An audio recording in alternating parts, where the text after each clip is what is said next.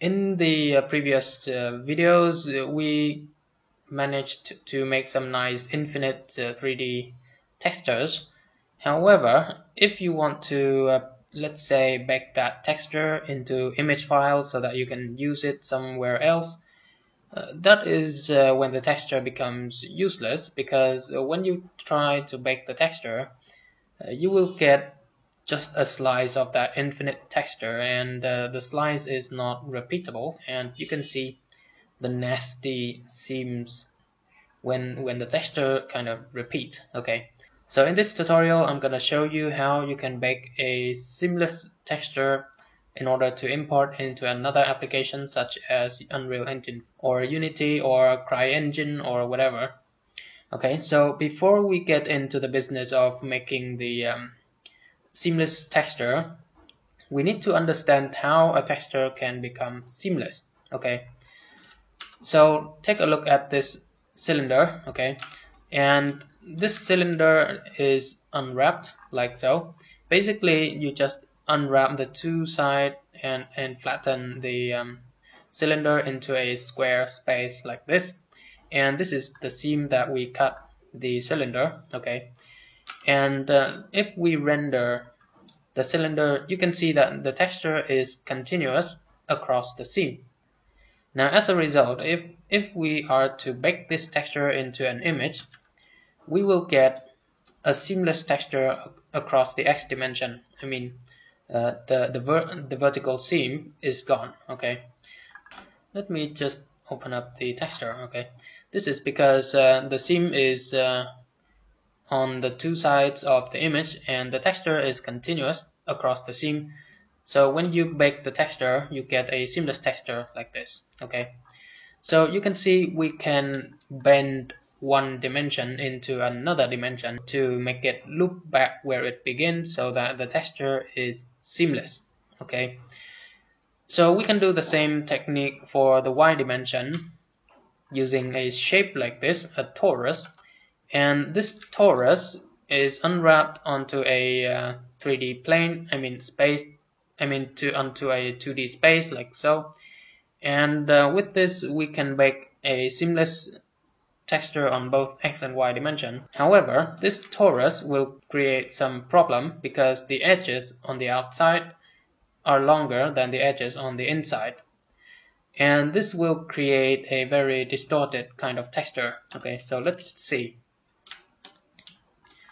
Now you can see the texture is distorted even though it is seamless. Okay, so there is no seam whatsoever, but this is the part where the edges are longer, and this is the part where the edges are shorter. Okay, so this texture is useless.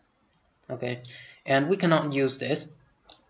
So if we cannot use the z dimension to bend both x and y dimension, how do we make a perfectly seamless texture? Now the answer to that is the fourth dimension. Okay, we will bend the y dimension similar to the way we bend the x dimension into the z dimension. Okay, but instead of bending the y dimension into the z dimension, we will bend the y dimension into the fourth dimension. Okay, so x dimension will be bent into the z dimension. Okay, and y dimension will be bent into the time dimension. So it's going to be a very weird 4D shape that cannot be imagined or visualized. So we can only understand it from the mathematic perspective. Okay, so let's begin. First we have this plane. Okay, let me get rid of the texture. And this plane has a UV that cover the entire UV space like so. And let's hit N to open up the N panel, and in the image tab you can see the coordinate of the vertices. So this is exactly at the bottom left corner, and this is exactly at the bottom right, and this is exactly at the top right, and this is exactly at the top left. Okay, so let's cut our viewport, and this one set to the node editor, shader editor. There we go. And where is there it is. Alright, so we will now create the four-dimensional shape using pure math. Okay, so first create a UV map like so, and create a separate XYZ node and connect the UV to it. There we go. And let's focus on the X dimension for now. So create a math node and connect the X dimension. Now we need to multiply this by 2 pi. So you can type in 2 times pi. You will get this number, but this number is not very precise, and if you use this number, you can still see a little bit of a seam if you zoom in far enough. So this number is not quite useful. So we need to come up with a much more precise way of multiplying 2 pi. Okay, so copy this math node and change the operation to arc sine and set the number to 1. This will produce half pi. Okay, and we will multiply this by 4 in order to get 2 pi. And then we will multiply this 2 pi with our X dimension. Okay, so let's create a frame and put these in the frame and label the frame 2 pi. There we go. Now this is 2 pi, and let's render the image. So this is 0, and on this side the values will be 2 pi. So now let's copy this math node and change this to cosine and connect it there, and copy this and change this to sine and connect. So this will be our new X value, and this will be our Z value. Okay, so let's label this one X, and this one will be Z. Okay, so before we continue to do the same thing for the Y dimension, let's check if the math is correct. So create a combine XYZ node and connect the X in there and connect the Z over. And since we have not done anything for the Y dimension, let's just connect it directly over. Okay, now bring this one over here and create a let's say Voronoi texture, and just leave it as 3D for now. And let's see. Okay, now we have this very stretched Voronoi, but don't worry about it just yet. So let's tile this a couple times so that we can verify if the seam is gone. So create a mapping node and increase the scale to 4 so that the texture is tiled 4 times. And create a vector math node and change the operation to fraction. There we go. This will make the texture repeat, and as you can see, the Y dimension is not yet repeating, but the X dimension is perfectly repeating without any seam whatsoever. Alright, so we will now do the same math for the Y dimension, but this time instead of calculating the Z dimension, we will calculate the fourth dimension, which is time. Okay, so select these 3 nodes and Ctrl-Shift-D to duplicate and maintain the connections, and this time connect the Y value into this multiply. Now this one will be Y and this will be W.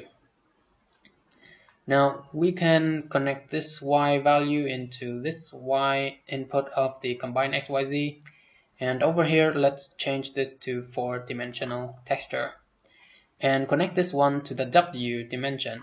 Now you can see the texture is perfectly seamless. There is no seam whatsoever, and this is mathematically proven. Alright, so this is how you can make the texture kind of seamless. Okay, and it only works with 4D texture. Okay, using 3D texture you will not have the W dimension, and you will not be able to do this kind of thing. So this will only work with the 4D texture in Blender 2.81. Okay, if you are still using Blender 2.8, then unfortunately this is impossible. Okay, so this is how you make the tileable texture. So how do you, let's say, randomize this texture? I don't like this pattern and I want another Voronoi pattern, but let's say the same size but different. So how do I do that? Now you may think that you can actually do some weird stuff over here, and maybe you can, but this will change the texture in a very unpredictable way. Okay, so we will not do this over here. This part is where we control the tiling. Okay, and if we want to, let's say, manipulate the space, we have to manipulate this 4D space. Okay, so for the sake of clarity, let's create another frame and put these two dots in the frame. There we go. And label this one 4D space. So if you try to manipulate the space, you manipulate this 4D space. Okay, you can now change the position, and you can rotate the texture, and you can do a lot of things, and the texture will still be perfectly seamless. There we go. You cannot tell where the seam can be. Now when it comes to the scaling, you have to be a bit careful, because you have to scale the x and z dimension exactly the same way, and you have to scale the y and w dimension exactly the same way. So let's see what happens if we scale just the x dimension. Now we have the texture still seamless, but kind of stretched in a very weird way. So if we scale both the x and z exactly the same, we have a uniform scale. Okay, so let's create a combine xyz node and connect it over the y dimension, set this to 1, and create a value node. There we go, and connect this to the x and z dimension. Now we can scale the x and z dimension using this value node, and we can copy this node and connect this to the y dimension and create another math node. Connect the w into the math node and change this to multiply, and connect the second value to the multiply, and finally connect this to the w dimension. So this will scale the y and the w dimension exactly the same way. So you can now scale it very nicely, and you will still have a perfectly seamless texture. Okay, so that is how you can generate a nice seamless texture, but this is just one texture. So let's test with another texture. Let's say a noise texture, see if it still works. So use 4D noise and connect this one to W. There we go. We have a seamless noise texture. So let's reset these numbers to 1 so that we have a uniform texture. Alright, we have a perfectly seamless noise texture. Let's try another one. Maybe Musgrave, and change this to 4D as well and connect it over. There we go. And again we have a nice seamless Musgrave texture. Okay, so that is how you generate a seamless texture, but these are single texture. What about complex textures like the paint material and the rust material that we created in the earlier videos? So we will get to that in a minute, but first, commercial. Alright, welcome back. So this is the rust material that we created in the earlier video, and now let's try to make this rust seamless. Okay, right now this is not seamless, and you can see that the sides don't match together. Okay, so the first thing we need to do is to change all the 3D textures into 4D. Okay, anywhere there is a 3D texture, you need to change it to 4D.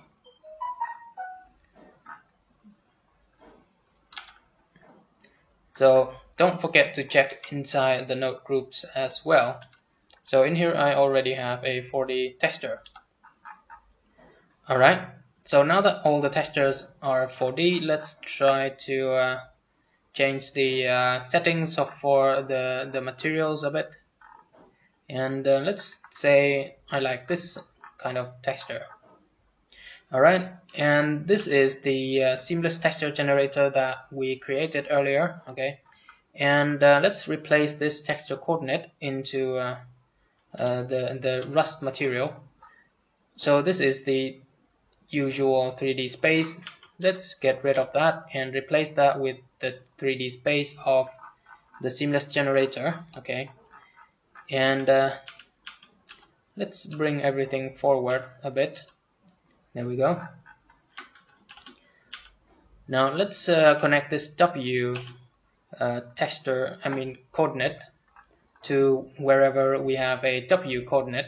Okay, so connect this one over here, this one over here, and over here, and bring this one up here so that we can connect it over here.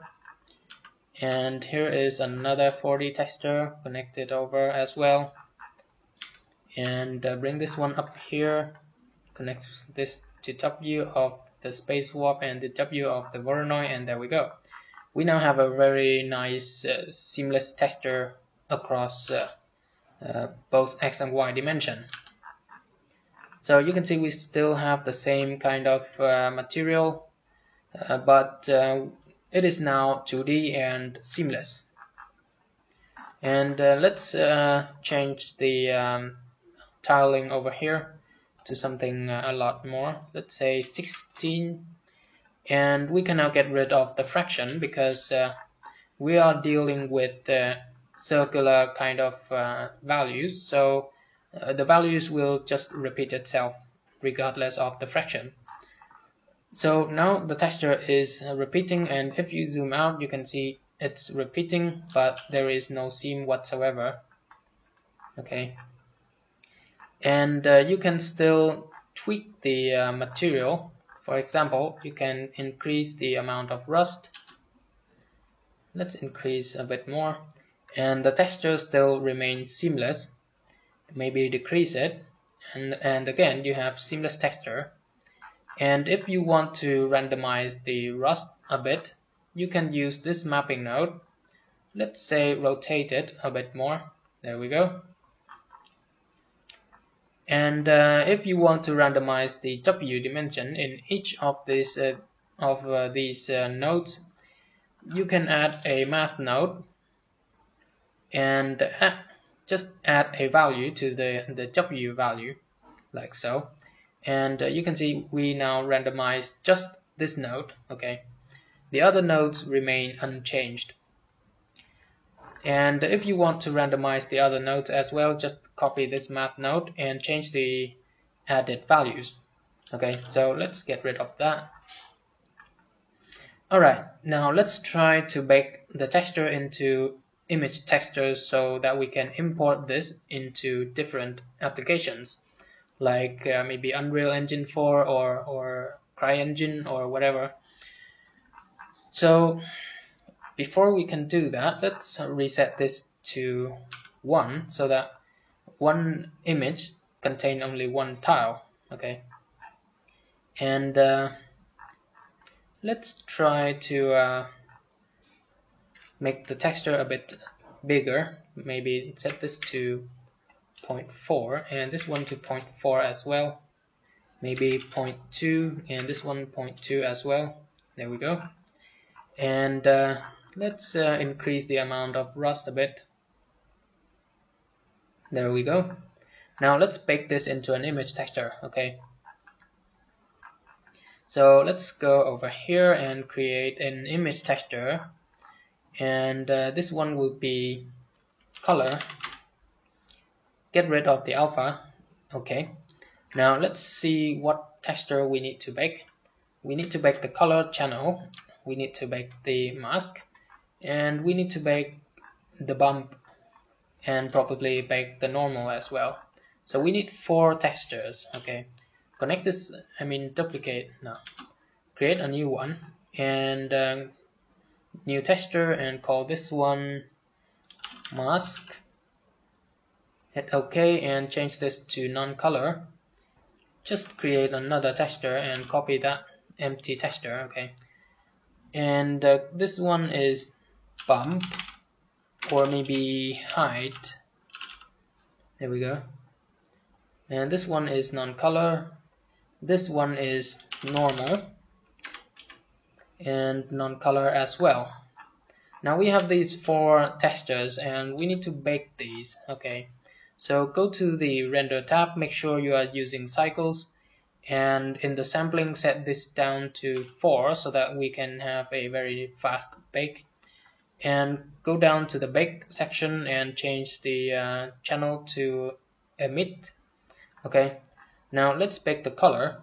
So Control Shift click on the color so that it is the output. Okay, and select the color texture. Okay, if you don't select the color texture, then Blender will not know which texture to bake into, and usually it will choose the last selected image texture. Okay, so select the color texture and click bake, and there we go, we have the nicely baked image texture. Now let's bake the mask. So Control Shift click on the mask and select the mask texture and bake. There we go. And next let's bake the height. So bake. There we go. And finally we bake the normal texture, but in order to bake the normal texture, just Control Shift click on this mix shader to make it the final result. Okay, and down here we will choose bake the normal and leave every setting as default. Okay, and select the normal texture and click bake, and there we go, we have the nice normal texture. Now we can save these 4 textures into image files so that we can use it elsewhere. So let's select, this one is not normal, this is color, rust color. There we go. And I think we actually saved the normal, so yeah, let's save this to be rust normal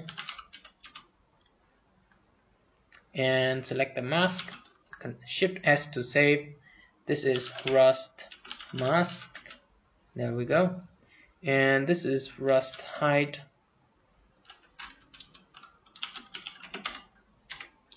And finally we save the color. So for the sake of it, let's try to use these 3 of these 4. Okay, so create a monkey face, move it up, Control 2 to subdivide it 2 times, and hit W and shade smooth. If you are using the left click to select, then the W menu will be the right click menu. Okay, so just right click if you are using left click to select. Okay, so go to the material tab and create a new material, and go over here and let's load in our image textures. Okay, this one will be color, this one will be height, and this one will be mask. Alright, now let's see the color. Right now the image texture is using the UV, and this is the nasty seam of the UV. Okay, so we cannot use the UV space in order to use this kind of texture. Okay, and we will use what is called the box projection technique. Okay, so create a texture coordinate node and put in the object texture coordinate. This will project the texture from the top down, like so, and we will change the projection technique to box, and there we go. The textures will be projected from the top, from the front, and from the side, and Blender will decide which side to project based on the angle of the surface. And you can zoom in to see this is the transition where Blender decided to change the direction of the projection. Okay, and you can see the nasty seam over here. So we don't want that seam, so you can increase the blend a little in order to smooth out the transition between the top and the front and the side. So right now I can see that 0.082 seems to be a good number, so we will use that number. Okay, so the same thing, we will do the same thing for the mask and the height. Okay, so we will change this to box and copy this number over. There we go. Now this will be our rust material, rust shader, and let's create a glossy shader to make the base metal. There we go. And we can put the mask in the factor. Okay, and put the color of the rust to the base color of the rust shader. And this is the height, so create a bump node and connect the color to the height and connect the normal to the normal input of the principal shader. There we go. Now let's lower the specular and increase the roughness a bit. Now we have a very nice projection of the texture onto the monkey, and this works pretty well. And you can still see a bit of transition over here, but in general it's very hard to notice. So let's try to tile it a bit more. So create a no, not a value. Let's create a mapping node and tile everything by 4 times. There we go. You can see we have very nice seamless texture, and you can use the same technique for any 4D texture you may have in mind, and it will work exactly the same way. Okay. Alright, so that's all I have for you today. That is how you make a 2D seamless tileable texture inside of Blender. And I think the Procedural Mastery series has been going on for quite a while. So I think it is time for me to pay some more attention to different topics. So let me know in the comment section below which topics you want to learn in the future, and if you would still want some more of the procedural series, then don't be worried, because I will still releasing some procedural masteries videos every now and then, but it's not going to be as frequent as it's usually be. So yeah, I'll see you next time.